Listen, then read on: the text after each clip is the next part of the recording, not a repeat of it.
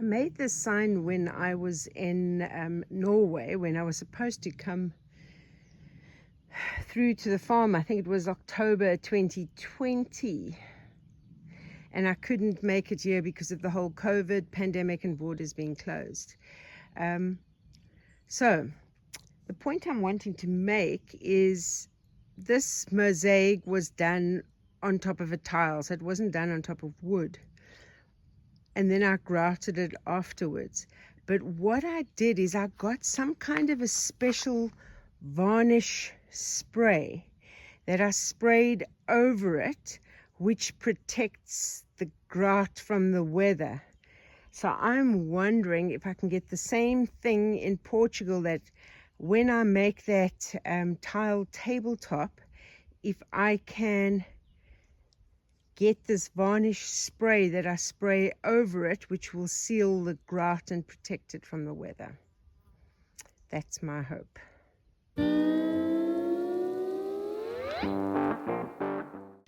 Are you coming to help me? Put a little signature in there. Oh. If you don't mind. Ah. Kinzie Jane. Looks good. This is Kenzie's last day. And she's determined to get all of this finished. You know, this leftover in here, we can just put in some of those gaps. Yeah, I was thinking about over there. Filling that little gap, because I obviously tried to go in a straight line, but I Yeah. got a little off, so I'll fill that one in first, and then with any extra. Oh, looks really good. What are you doing sleeping over there? Seriously. I have an absolute mystery. I have gingerbread in with toffee and cupcake, and I've got no idea how she's got in here, because gingerbread was in the big field this morning. How on earth has she managed to get in? Unless she's, I don't know.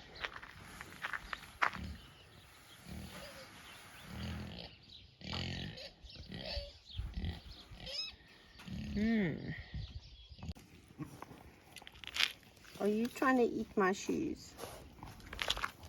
All of you.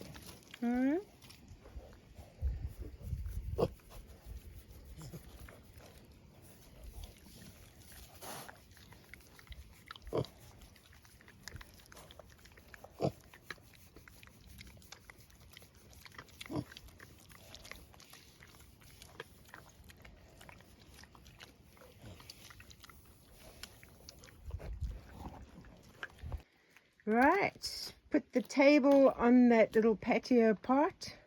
That part's still got to be done, but I've got to get more pavers for that. I think this looks really cool. Very good. Satisfying. Candy's not impressed. She's standing with her back to it. She likes that patio. Yeah. This is the best one. So this is Kenzie's last day. She leaves early tomorrow morning. So thank you very, very much, Kenzie. You've done a fantastic... This patio would not look like this if it was not for you. Oh. So thank you very, very much. And we wish you safe travels. Thank you. And if you're in Portugal again, you're always welcome here. I will come back.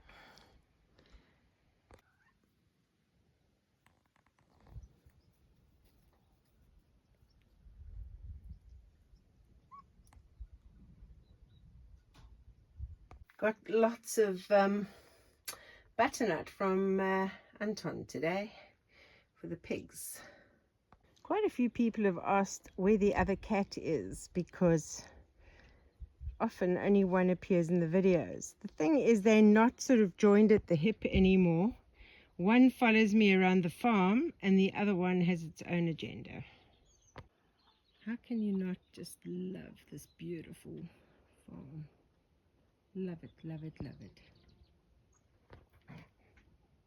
So while the one that was following me was running races with Kinzie over here. There's the other one, chilling over there.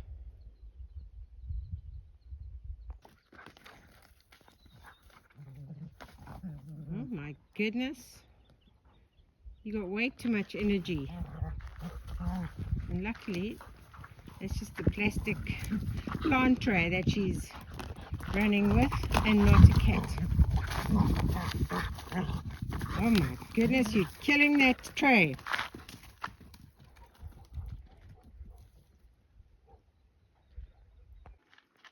See, still two cats. They look so similar. That's why you might see different cats at different time. They're not always together all the time anymore.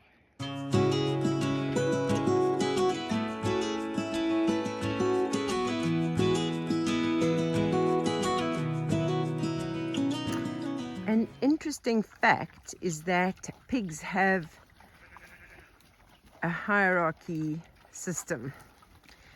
And so a pig might have its place in the herd, but once they leave the herd, even just for a couple of months, when they come back, they start at the bottom of the ladder of the chain of command again. And Gingerbread is now back in with the big herd. She kept escaping from whatever pen she was in. She jumped over the fence at Cocoa Pops. She flattened the fence a little bit. Then she was in with Jelly Bean. Then I got her into the big pen and she was there for a couple of days. And then I came the one morning and she was randomly in with Toffee and Cupcake, and I don't even know. I'm not even asking how she got in there. Actually, it was like the afternoon, so she must have got out of the big pen somehow or other. The electric fence can't be working. I need to check that again. And the sheep gate was open because the sheep were in their pen.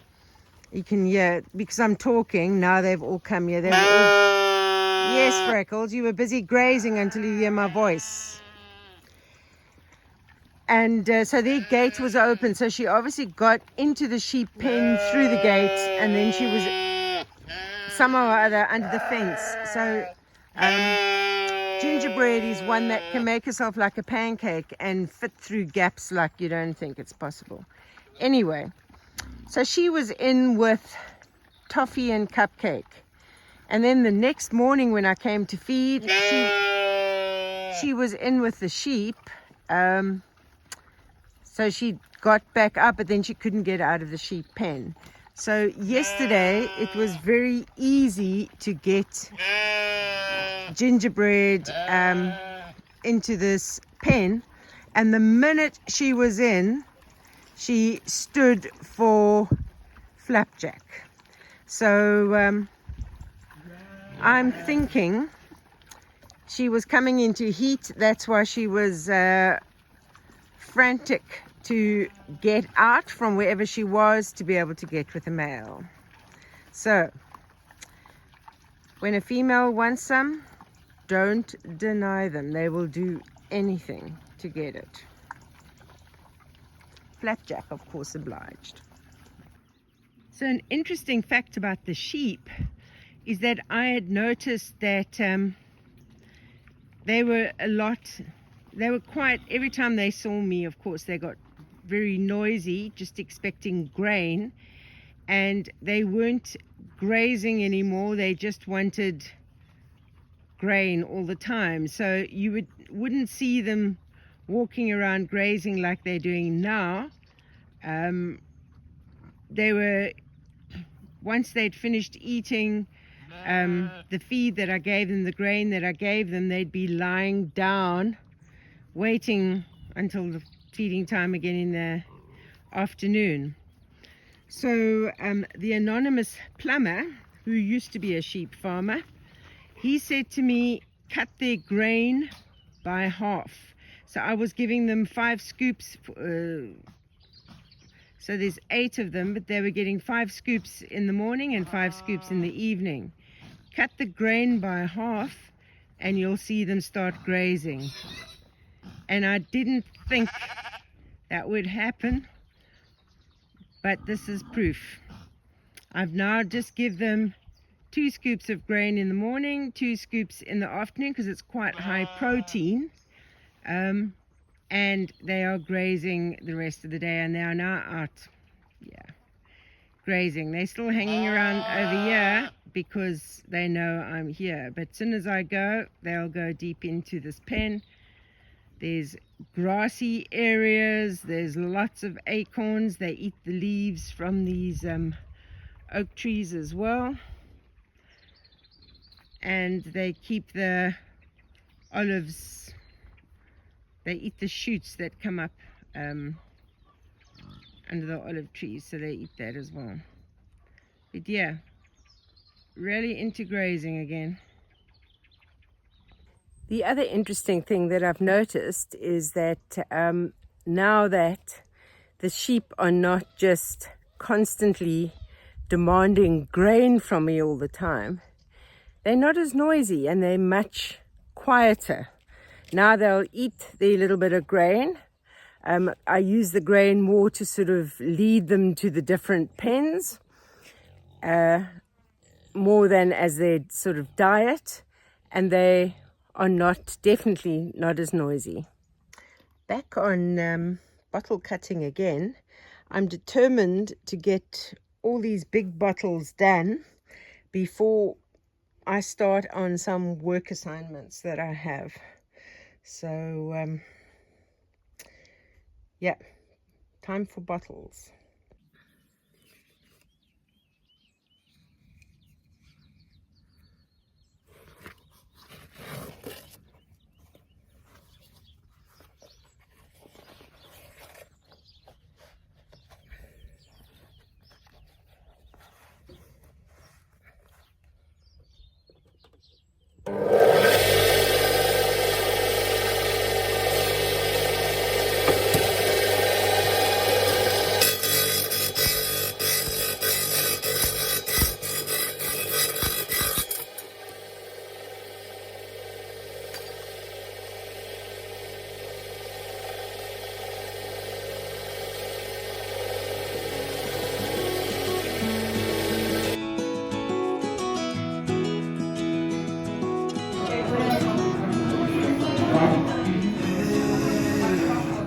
You want to leave this place where we grew up, this old town, just put it all behind.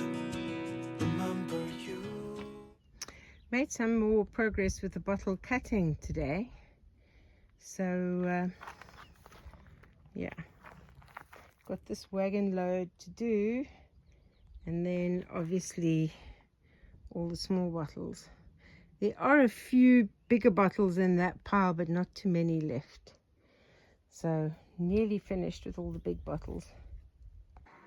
And for those of you who might not have seen the effect of the bottle wall with the light coming in first thing in the morning, this doesn't do it justice, let me tell you, but it is absolutely beautiful.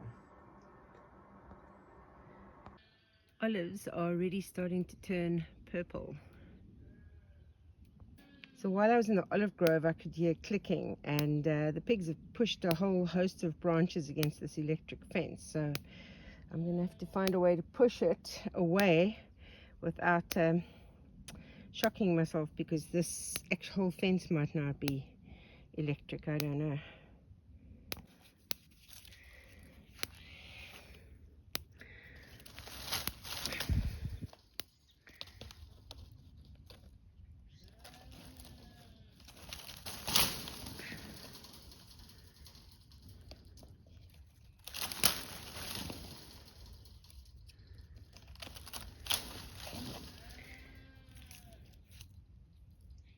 Well, that stopped the clicking.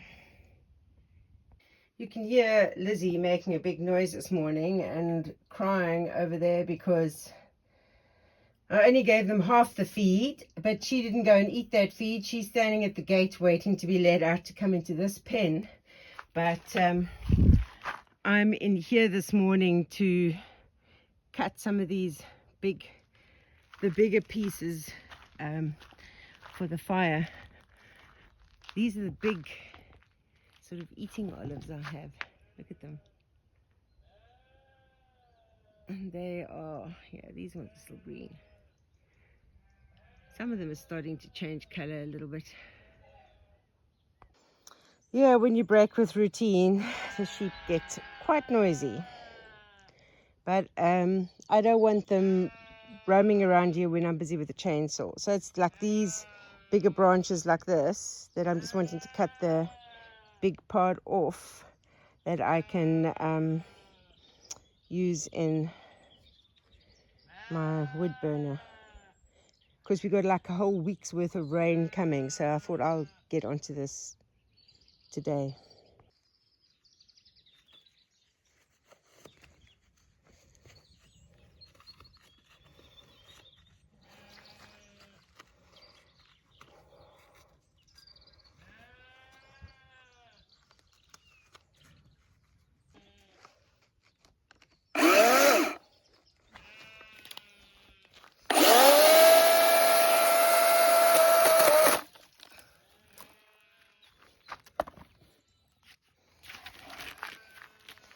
And the battery is flat, so I'll let the sheep in here so they can stop moaning, and I'll have to do this evening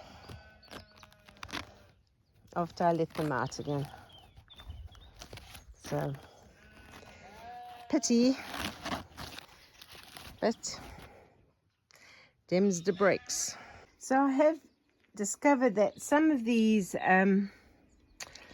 bigger small does that make sense? Some of these bigger small bottles, like the apple cider bottles and the beer bottles, actually can fit through that size that I've set on the tile cutter. So they would be the same size as the big bottles that I've cut.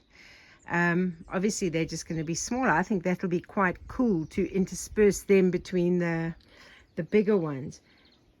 The smaller bottles, I've just come up with a different plan for them. So now I have to look through all of these small bottles and take out the slightly bigger ones to cut.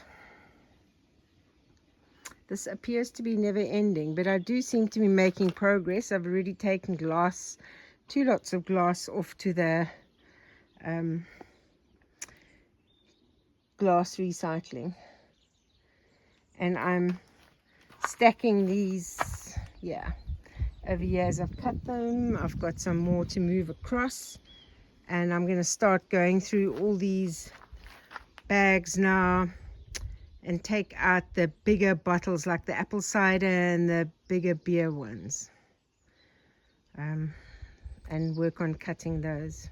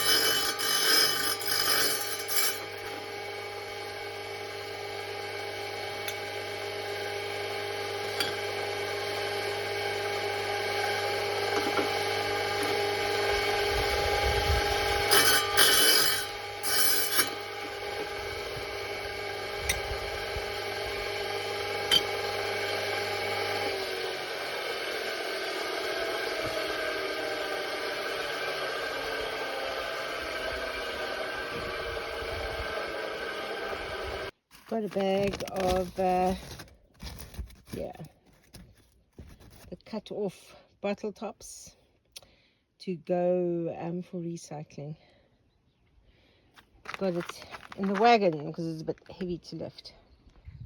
With rain forecast the next week, I've recycling an old tarp that's seen better days. There's quite a big one to just cover the pallet over here that's got feed on it because it's too much feed to fit in the shed. Oh, starting to gather, knowing it's feeding time coming along. Okay, I'm going to come open the gates, let you guys to your pen. Oh, Lizzie, I tell you, Lizzie and Freckles, they are the noisiest two here. Lizzie just moans a lot of the time. Betty used to. Listen to that, Freckles. Betty you don't hear from anymore. Oh, there she just made a noise. But not nearly as loud. Freckles. Yes, you. Lizzie's not keeping quiet because I'm talking louder. Listen to the pigs. They know what's coming.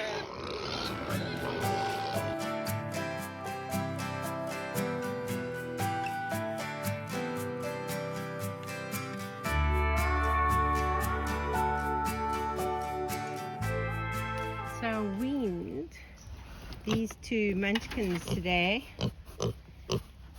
Yes. You wanting some scratches? Yes. Yes.